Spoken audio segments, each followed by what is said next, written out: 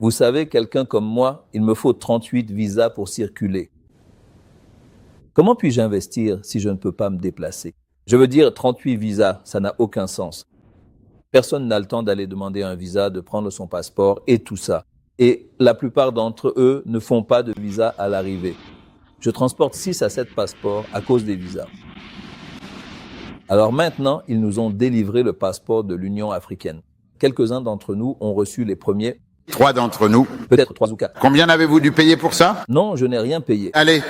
Non, non, non. Mais regardez, je veux dire, je n'en ai pas. Je soutiens l'Union africaine.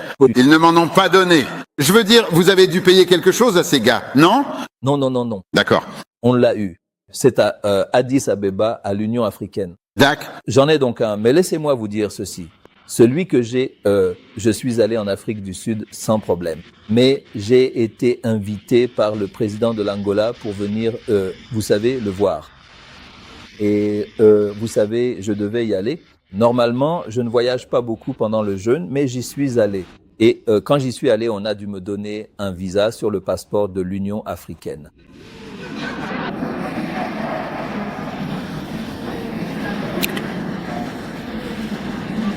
Peut-être y a-t-il des frais pour le visa? Non. Il n'y a pas de frais. Ce n'est pas une question de frais. Quand on parle du passeport de l'Union africaine, Je pensais dire circuler partout gratuitement. que c'était l'accord. Oui. D'accord. J'ai donc dû demander un visa et intentionnellement, quand j'ai fait la demande, je l'ai aussi faite avec le passeport de l'Union africaine et je leur ai donné pour qu'ils tamponnent dessus. Vous savez, parce qu'avec ça, je ne peux pas déplacer mes marchandises du Nigeria, de Lagos vers la République du Bénin. Et quand on essaie de traverser la frontière, on peut y rester 1 semaine si on a de la chance. Si on n'a pas de chance, qu'on ne connaît personne, on va y rester 2 semaines. Il n'y a aucun moyen de commercer avec ses voisins comme ça.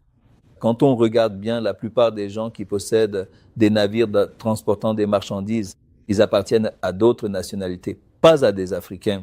Et ça nous coûte, par exemple, pour aller de Lagos, je veux dire du port, à Accra, c'est en fait plus cher de faire le trajet en venant d'Espagne jusqu'à Lagos, au Portugal, que ce que l'on pourrait penser au premier abord.